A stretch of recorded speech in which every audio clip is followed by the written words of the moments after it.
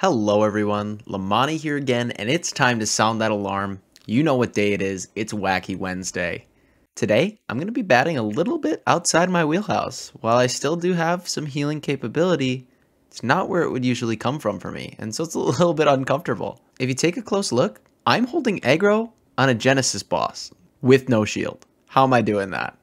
Well, today I'm going to show you all how to succeed in New World as a tank who does not use a shield, and rather you are reactive and rely on the damage output of a two-handed axe. In addition to that, you'll be using the life staff for a little bit of damage mitigation, but it's not going to be healing like we normally would in any of our hybrid builds. This build functions as a tank, and while it may not be the absolute best in terms of mitigation, you certainly can tank an endgame dungeon like I do, and you'll be putting out a ton of damage.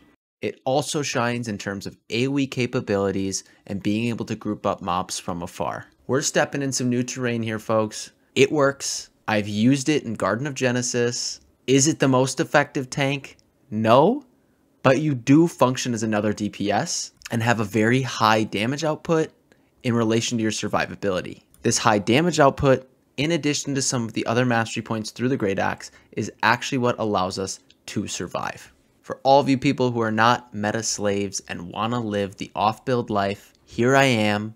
I'm ready to give you an off-meta tanking build that should fulfill any needs and desires that you have currently. So, sit back, relax, and enjoy this attempt at tanking without a shield.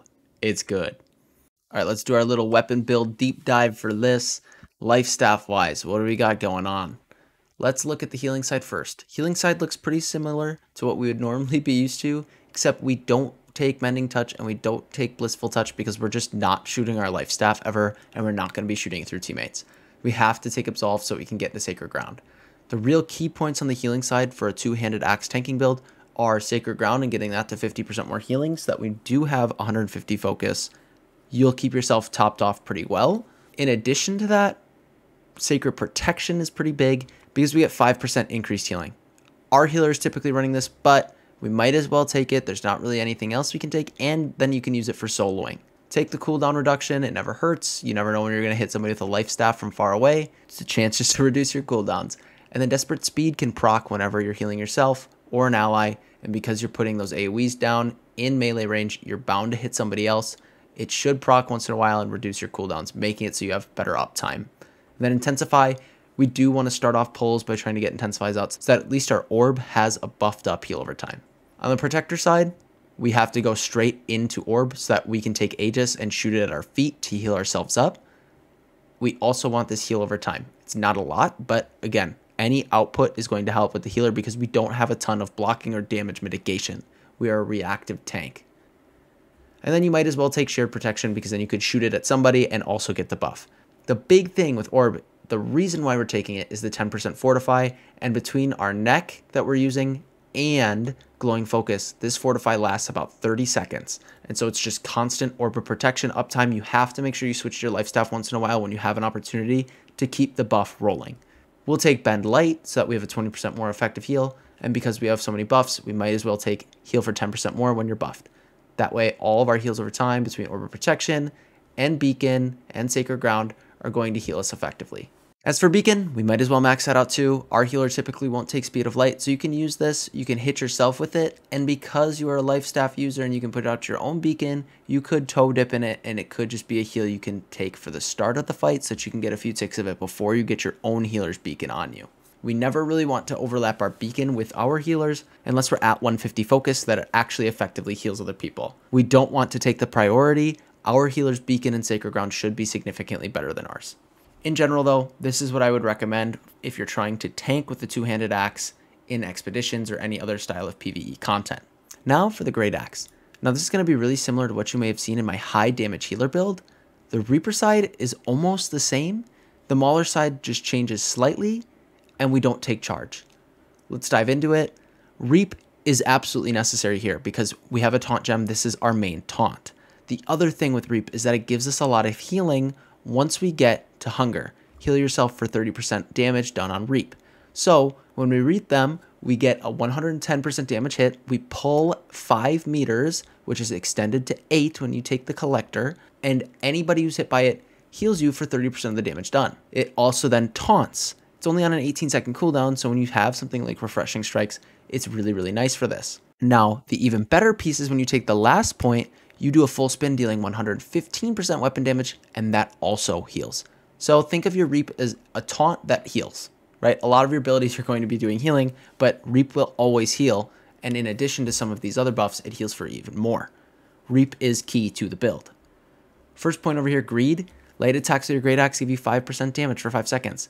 Max 3 stacks. So what are we going to do? We're going to light. You can fit in 2 heavies, and then light, 2 heavies. Otherwise, just keep heavy attacking. That's going to be the real bread and butter. It's just heavy attack. Critical gains is super important. Whenever you make a critical hit with the Great Axe, heal yourself for 10% of the damage done. This is key. Again, we are a reactive tank. We're not mitigation focused. So any crits that you get are just a little bit of extra healing on the top. Frustration, whenever one of your attacks is blocked, gain 15% damage for 10 seconds. This is really big. Free 15% healing means we can heal for 10% more on crit. When you go down to something like Feed, then we get more healing here. We get more healing everywhere when we have more damage. Next point, Keen Edge, critical damage increased by 10%.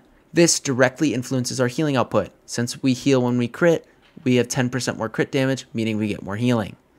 Feed, Great Axe attacks against foes below 30% health heal you for 10% of the damage done. So now as soon as they get below 30% health and they're in that execute window, you can heal. You can always heal on all the damage you do, and then when you crit, you heal for even more because you're getting the 10% critical heal, and then you're also getting the 10% from when you're doing damage to them. Critical condition, Great Axe attacks against foes below 30% health, crit 15% more often. Again, more synergy here. We crit when they're below 30% health. When they're below 30% health, we heal for 10% of that damage. So we're healing off of a crit. But then because of critical gains, we also heal when we crit no matter what. So below 30% health, it's just a heal chain. This is going to be really easy to keep yourself topped off, especially if there's a lot of trash in the fight that you're doing, because there will be a lot of low health targets that are able to keep your health up. Now on the Mauler side, there's something else you could do, and you could take Whirlwind and then take the Whirlwind perk to give you Fortify, but the Fortify only lasts 2 seconds, and I really don't find this worth, and you can be knocked out of Whirlwind. So I take Maelstrom. Maelstrom, fast swing attack that pulls targets closer to you, deals 110% weapon damage. This ability gives you chances to heal based on crit, and if they're low health, it's just a free 110% weapon damage attack. This then extends the reach of Maelstrom, so you can pull targets closer together. It makes it easier to tank because the targets are more tightly packed. Absorb consumes all projectiles while Maelstrom is active. This is a really tough one to use. It's tough to block a projectile. It's just kind of coincidental a lot of the time because some of these projectiles are coming in so fast, and Maelstrom's on a 20-second cooldown, so it doesn't happen that often. The big piece, though, is no reprieve, and we absolutely need no reprieve because we're going to be running a perk that utilizes it. So Maelstrom does an extra spin attack, pulling in foes, dealing 110% weapon damage. Again, another big hit that just applies to possible healing potential. I also forgot to mention the ultimate we take is Bloodlust. Why not just take 15% more damage and we move 30% faster to compensate for no mobility, but 15% more damage? What does it do, folks? It helps us heal more, just like everything else on this side of the tree. We are so focused on healing, it's insane.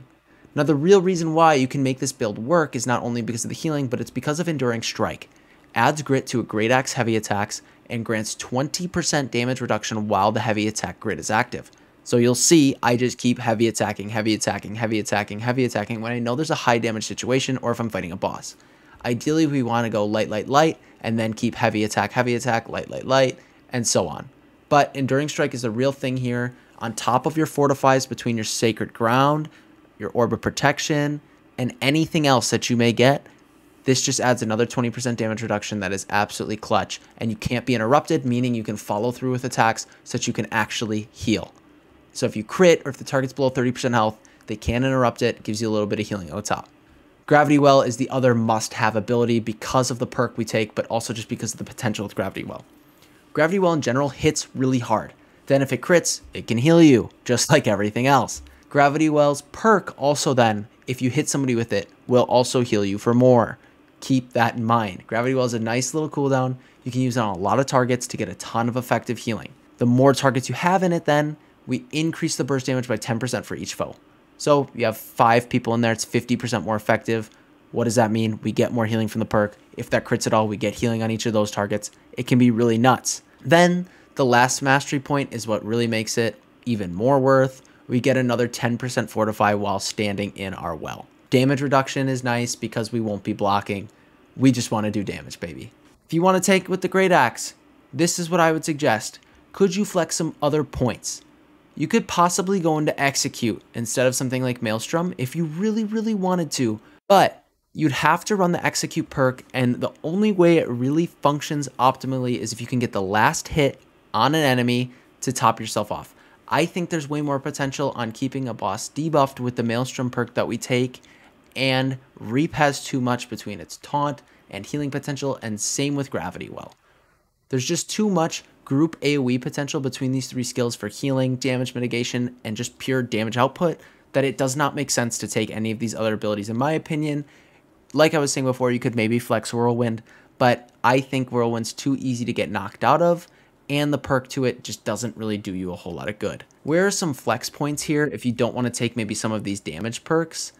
I don't know why you wouldn't. You do so much damage and allows you to heal more, but we could take something like Crowded Protections, that when you're holding a Great Axe, 10% damage absorption when 3 or more foes are within 4 meters. This doesn't necessarily apply to bosses, and that's why I don't take it. I want to be able to tank a boss, but it does help with trash packs. So I would say for defensiveness, this is really our only option in terms of defensive capability. I wouldn't really ever take Center of Attention because I think we can get more raw damage output on this side. In general, folks, I would say try this for tanking. It should work pretty well. All right, friends, excuse the ugliness and this weird two-handed axe shovel thing, but let's cover gear and attributes to make sure you can succeed in the two-handed axe tanking role. For gear, you just have to go heavy. You cannot tank without heavy gear. You will take too much damage and die. The stats we're looking for are mainly strength con. Get either straight con, straight strength, or a mix. Then we can allocate our attribute points to effectively match whatever we need to do. As far as perks go, there's a couple extremely important ones for the Great Axe. Number one, we need Insatiable Gravity Well. So we're going to get 44% of our damage with Gravity Well back as health, and it casts another burst around you on successful hit. This is just another source of healing, high damage, nice healing back. It's just some good healing return, and because we're using Gravity Well so much for defensiveness and whenever it's off cooldown, it's a great little addition. I could only find it on these 503 boots. The other really important one pertains to Maelstrom. So, Enfeebling Maelstrom, targets hit by Maelstrom's no reprieve are weakened, reducing their attack damage by 14%. So yes, this does mean you have to put points into Maelstrom to get it to work, but this is a great damage mitigation mechanic to use because we don't really have a shield to handle that. Otherwise, what I would suggest too is getting a piece with Fortifying Sacred Ground. Now, you don't want to sit in your own Sacred Ground to heal you because it's not going to do that much. What you can do is overlap your Sacred Ground slightly with the main one from the healer so that you can get the Fortify and then dip back and forth as your Fortify goes down to make sure you can keep that 13% up. Super important there. Otherwise on your gear, cooldown would be really important, getting refreshing and reducing max cooldowns to get all of our axe cooldowns back up. We don't have a lot of built-in cooldown reduction, so it could also be really nice to get a axe with refreshing strikes. All of our abilities will heal us. All of our abilities will help with damage mitigation. That's the name of the game here. Whatever you can do to get less damage off. So if you can find any perks that might give you slash damage, strike damage, certain elemental damage resistance, go for it. Accessories, Infinity Crystal is like best in slot. Yes, it gives us a bunch of strength, but we get Divine, so we get more incoming healing. That applies to our Great Axe and any healing we receive. Fortified, our Fortify from Orbit Protection and our Fortify from Sacred Ground will last 14% longer, and you have 9% more max health. Why would you not get this? This is just a quest line from Shattered Mountains that everybody ends up doing. Keep Infinity Crystal on. Finger, I go for this one. Anything with Sacred, really. The only way that we're really mitigating damage is through these little minute things that we can do, but a lot of our damage mitigation is actually reactive. So we're trying to get healing back. Having outgoing healing just helps with the process. And then the last thing, get an earring that has regenerating. We have to heal ourselves. We do not mitigate a ton of damage. So any way that we can get that is fantastic. Refreshing Toast is also super necessary. Potion cooldowns are 25% faster. Don't be afraid to chug health pots. You will need to with this style of setup once in a while, especially if your healer is not the greatest. Otherwise, on the life staff, I'm still running the good old reliable Covenant life staff. Get your faction life staff. You want one with Blessed so that you get more healing on yourself. If If you can get Fortifying Sacred Ground on this, this would be more optimal than running something like on your chest piece, because then I could run a Strength Con chest piece. It's just what I've got at the time. In general, Blessed, not necessarily Refreshing Move here is super important, but Blessed for sure, then Fortifying Sacred Ground, or getting the Beacon one that applies self-healing. The axe is a little bit of a flex. This is the best axe I could get because I want to get high damage so that I can get more healing on crits and when targets are low health. It also gave me a lot of defensiveness because I was getting the 10% fortify for 3 seconds on crit. Yes, there's a 10-second cooldown, but that's still really nice uptime, and it serves as another form of damage mitigation. You could go for something like this. You could go for Refreshing Strikes so that you could get your cooldowns up faster. I would highly recommend doing something like Refreshing Strikes and Lifesteal. Lifesteal would be fantastic.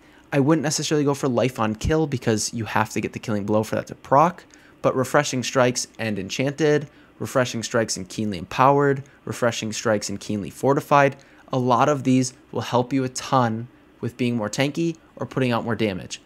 Something else you could do is you could take like the Reformation and actually use Whirlwind instead of Maelstrom and get that little Fortify that comes on there, but it only lasts for 2 seconds, so you'd have to use Whirlwind as a defensive cooldown. Just something to consider there. For gems, I'm still rocking Onyxes. Either do Onyxes or Diamonds for mitigation. I think the most of the damage that we'll be taking is straight physical, so I'm rocking the Onyx. For the Life Staff, we need a Diamond. We just want to help out the healer as much as possible when we're putting our Orb and our Beacon down and our Sacred Ground. It helps with additional healing, even though it's not a lot of healing. Still helps no matter what. And then on the axe, we have to run a Carnelian because we're tanking, and this is so much different than what I'm used to doing. That's all for gearing. I think the really big point is just having Insatiable Gravity Well and making sure you get Enfeebling Maelstrom on this. Make sure there's also a way for you to get Fortifying Sacred Ground, whether it's you or your healer, respectively. While we're in this, I also want to talk about consumables. Because so much of your healing comes from straight damage, we want to make sure we get a Honing Stone on, whatever Honing Stone you can, and when you're running an expedition, run a coating, something that will increase your damage against that type of mob so that you just get more healing output for yourself. Also, make sure you have plenty of infused health potions so that you can keep yourself topped off when you need it, and then run some kind of healing food, whether it's a hearty meal, it's just more healing output that can help, or hitting an attribute buff, whatever you need to just maybe fill out some of the bubbles that you have lying around. All right, now attributes. So this is my setup actually. This is very different. That focus is my lowest stat. Right now, the most important thing is Constitution, but hitting the 200 con bubble is key. We need this extra armor. There isn't a lot of upside to taking these last 2 bubbles for only maybe 1.5, 2k health. Sure, it might save us from a shot or 2, but these mobs inside of Genesis will be hitting for like 6k, and you'll be able to mitigate like half of that. So you'll be taking about a 3k shot every time you get hit. It's not really going to make or break if you were to dump another 78 points into con, whereas you could put them into something like strength or focus. Big bubbles though, 200 con, and then the 100 con. Increase max health by 10% of your physical armor. These synergize very well. We're in heavy, so we get more health, and then we get 20% more armor, so we get more health. Great, right there. That's the key to this. All right, so focus and strength are kind of your flex points here. It's up to your discretion based upon your trust in your healer. If you're running with a random healer, or maybe somebody who's not level 20 on their life staff, I would say take down 59 points of strength, get to 100 strength, and then bring your con down to 200, and then use food so that you can hit this 150 bubble. Having 20% healing output applies to your axe hits, it applies to your orb, Sacred Ground, Beacon, so that you can keep yourself topped off a little bit more. I would highly suggest this if you don't trust your healer, or if you just want to be a solo sustained monster. In strength though, we have to get 100. We heavy attack so much that this 10% extra damage from heavy attacks is crucial.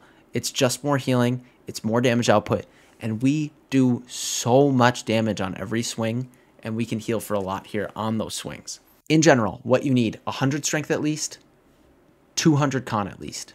The rest of the points are flex. I just wanted to do more damage. I trusted my healer, even though he didn't have level 20 life staff, and we got through it. If you really want to be this two-handed axe tanking monster, go for 150 focus, and this is what I would probably suggest. My ideal setup would be 100 strength, 150 focus with food, you're going to need it, and then 200 con. All right, so where does this build shine? Number one is certainly its AoE capability. Between things like Gravity Well, Reap, and Maelstrom, you have the perfect way to get a pack tightly together so that everybody can AoE burst everything down. On top of that AoE burst, you put out a huge amount of damage in your AoE lineup. I mean, just watching things explode for thousands of damage at a time and keeping them grouped together and not letting them get to anybody else in your group is very, very satisfying. Continuing with that damage output, I mean, just look at some of the numbers I'm hitting for on a light or a heavy attack. Doing that as a tank is almost like having a 4th DPS in your group. Sure, with this build you won't mitigate as much as somebody with a shield typically, but you still cut most of the attacks on you in half or over half the damage that is normally done. So you bring fantastic damage, mediocre mitigation, but you can heal yourself, and if you set up to have 150 focus, you can really off heal well while tanking. You may not have that insane damage output, but the tanking potential goes through the roof because you have pretty good damage, decent mitigation, and pretty solid healing together at that 150 focus point. So you kind of have to pick. Do you want to be more of a damage focused tank with a little bit of off healing and most of your healing coming from your own damage? Or do you want a little bit of less damage and be able to heal the group and help out your healer in a pinch? This self-healing build would also be great for soloing. While both can still effectively solo, it's just always nice to have that healing option. So I would say this shines as a solid B tier in terms of tanking. While you might not be able to actually even block because it'll always get broken and then kind of CC you for a little bit, you can grit through most attacks, put out damage, keep yourself alive, and with a good healer, you should have no concerns. Alright, so let's give you a little gameplay breakdown of the things I'm kind of thinking and feeling while I'm going through tanking. The first thing to do is establish aggro. Once you have aggro, you're free to put down your Sacred Ground and your Light's Embrace to get your Fortify buffs rolling. Then, just start heavy attacking. It's pretty much as simple as that. I do weave in light attacks to make sure I can keep the damage buff up so that I can get the most healing out of heavy attacks when I get those crits. But you want to keep heavy attacking so that you get the 20% reduction whenever you're about to get hit. Be sure to always keep your damage mitigation up because we're not going to be able to block effectively. You'll see I switch to my life staff to make sure I'm rolling that orb of protection and rolling the Sacred Ground buff, but your heals should keep you topped off.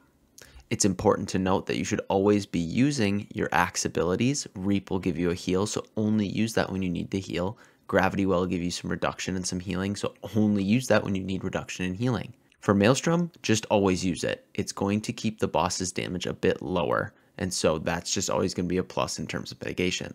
You'll see a couple times here I misplay and I don't dodge, or have a heavy attack up and I get stun locked a little bit.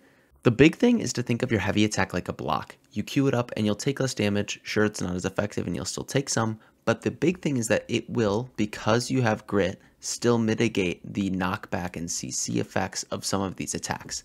While the heavier attacks will still interrupt it, it is very important to keep grit going and keep that damage reduction up. It's your only form of blocking. Make sure you're using health potions as much as you can. It helps the healer out, and it's just extra utility that you have in your back pocket. So don't be afraid. Don't feel like you failed yourself. But you'll see I'm hitting sometimes 2.8k crits in the back when the boss turns. In general, just about 2k on a heavy attack.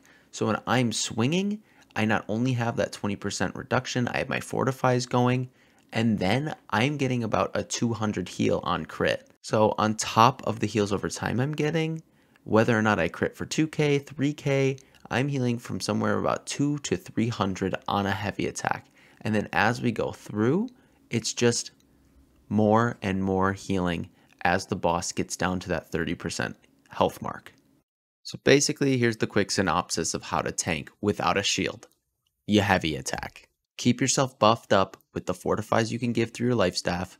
Get 3 light attacks in so you have higher damage, and just heavy attack, heavy attack, heavy attack. You'll have grit, so it's unlikely you'll actually be interrupted, and then you can follow through with a high damage attack that will also heal you, and you'll also get a 20% damage reduction window while you're charging up that attack. This heavy attack, grit, damage reduction combo is your block. We're never blocking. If you block, it'll be broken and you won't be able to move and you'll just take a big hit. It always happens. Use your abilities as reactive heals, whereas Maelstrom is going to be a debuff in order to mitigate some of that damage. In combination with dodge steps, the heavy attacks, the healing, everything you can put out, you should be able to tank an endgame expedition. It may be a little difficult, but you certainly can. Hopefully this gave you an idea of the non-meta slave build for tanking in New World.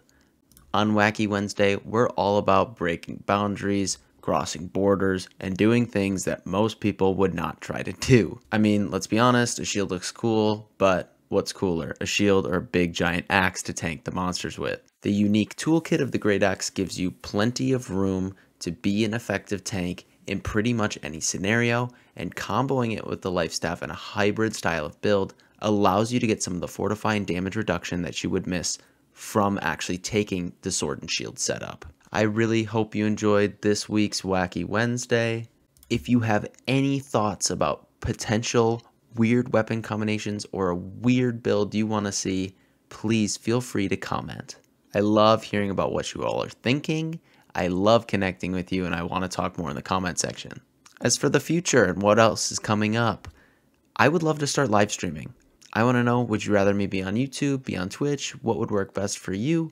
What other types of content are you wanting me to put out in the channel? Right now I'm actively getting a Discord together and going through a rebrand with a new logo, all kinds of great stuff there so that we can get the ball rolling on more big social media stuff so we can do more outreach, connect with everybody, and get an even bigger community going. We have big plans, we're ambitious, and there's a lot going on. So the only way that we can keep doing that is with your support. So what I'm going to ask is that you continue to do that weird YouTube stuff. Please like, comment, and subscribe. And consider going over to my Patreon page. It'll be linked in the description. So what I'm going to do is read off every single one of my 23 patrons because I appreciate all of you. Thank you, Jacob, Adrian, Thuggius, Shane, Gil, Schmeezy, Anarino, Ethan, Ajuro, Nathaniel, Thonar, Chad, Nicasio, Joseph, Tarvi, Mummy, Generic Guy, Ronan, Ralph, Bob, Kamikaze, Florian, and Blue Beagle. Thank you all so much for your support. I want to thank all of you, though, for just watching the video. You have no idea how much I appreciate it. As always, thank you for watching, thank you for listening, and thank you for being you, people.